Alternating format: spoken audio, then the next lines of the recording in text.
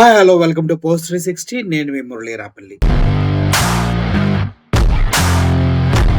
చాగంటి కోటేశ్వరరావు గారు, ఆయన గురించి అందరికీ తెలుసు. ఎంత సౌమ్యుడో తెలుసు. ఎంత మంచిగా ప్రవచనాలని స్పష్టంగా అందరికీ అర్థమయ్యే భాషలో వివరించి చెప్తారో కూడా అందరికీ తెలుసు. చాగంటి కోటేశ్వరరావు గారికి ఉన్న ఫాలోయింగ్ అంతా ఇంత కాదు. ఎందుకు ఈ మాట చెప్తున్నా అంటే, గతంలో జగన్మోహన్ రెడ్డి గారి గవర్నమెంట్‌లోనే చాగంటి గారిని తిరుమల తిరుపతి దేవస్థానంలో సలహాదారుగా కావాలని అడిగారంట.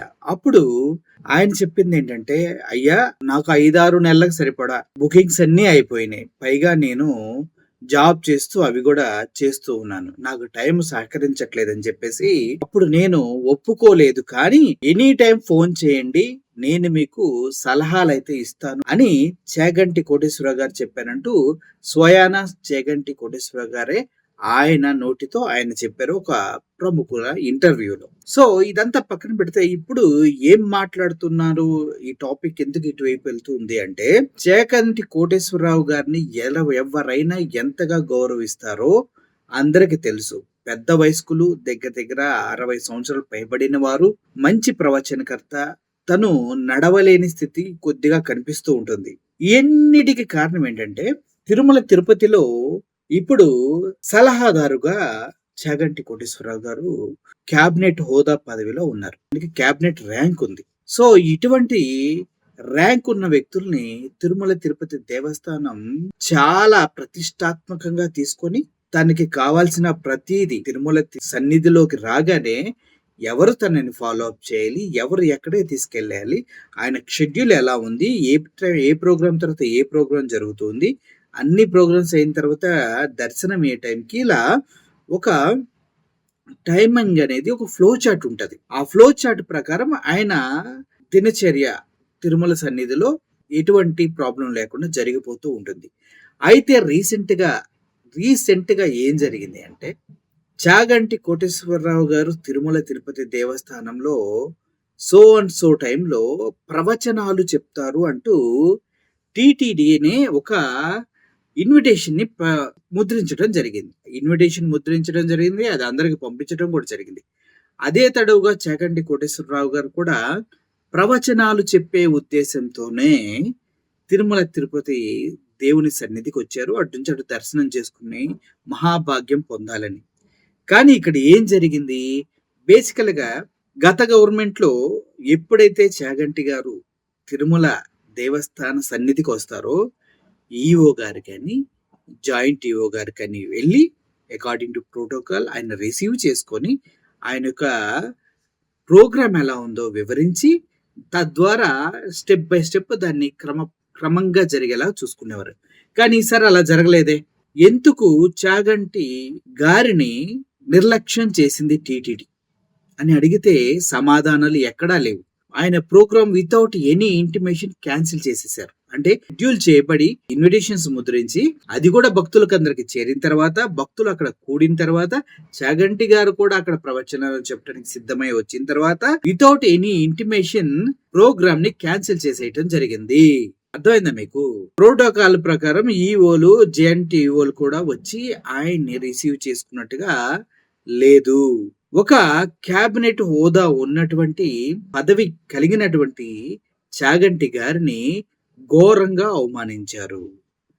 అంత పెద్ద వ్యక్తికి ఒక ప్రవచనం చెప్పాలంటే ఆయన ఎంత ప్రిపేర్ అవుతారు, ఏ విషయం మీద చెప్పాలనేది కూడా ఫిక్స్ అయి ఉంది.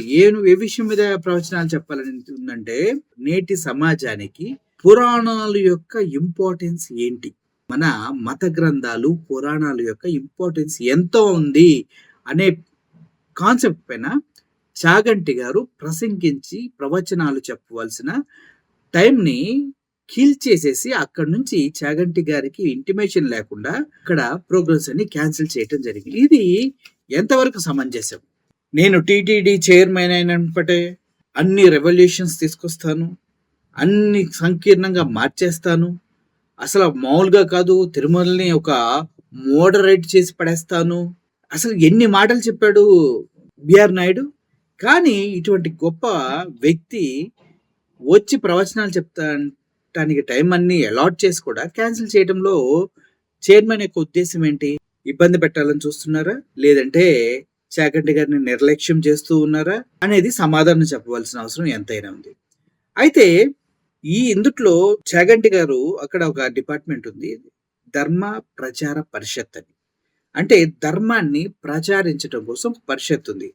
దానికి సంబంధించి దాని కింద ఎన్నో ప్రోగ్రామ్స్ జరుగుతూ ఉంటాయి. దేశవ్యాప్తంగా ధర్మంని ఎలా ప్రజల దగ్గరికి తీసుకెళ్ళాలి, అది వాళ్ళకి అర్థమయ్యే విధంగా ఎలా చెప్పాలి అని ఈ డిపిపి ధర్మ ప్రచార పరిషత్ యొక్క మెయిన్ ఇంటెన్షన్. అయితే ఇప్పుడు దాంట్లోనూ లేదు. పైగా ఆ తర్వాత చాలా ప్రోగ్రామ్స్ ఉన్నాయి ఆ లిస్ట్‌లో చాగంటి గారికి. అవేమీ క్లియర్ చేయలేదు. అయన్నీ క్యాన్సిల్ చేసేసారు. ఓకే. వదిలేద్దాం. ఏదో ప్రాబ్లమ్ వచ్చి క్యాన్సిల్ చేసింది అనుకున్న పెద్ద మనసుతో మనం. కానీ ఇక్కడ ఇంకొక భయంకరమైనటువంటి తప్పిదం జరిగింది. దాన్ని మీ దృష్టికి తీసుకురావాలని నేను ఆలోచిస్తూ ఉన్నా.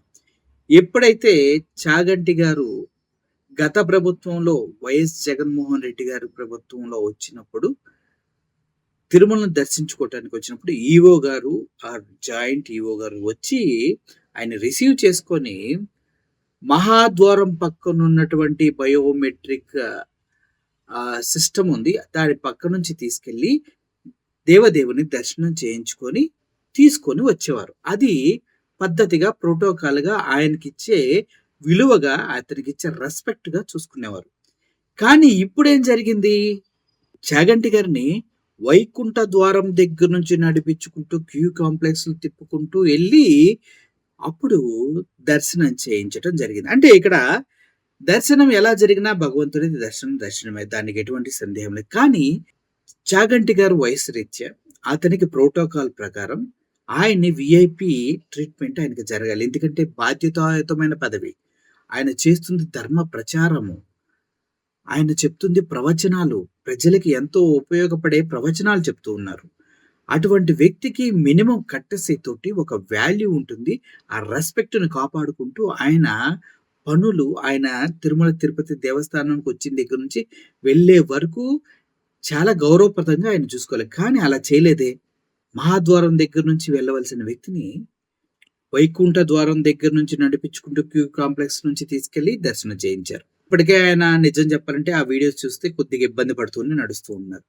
ఇలా చెప్పుకుంటా పోతే చాగంటి గారికి రెస్పెక్ట్ ఇవ్వలేదు. ఆయన్ని అవమానించారు అని మాత్రం తెలుస్తూ ఉంది.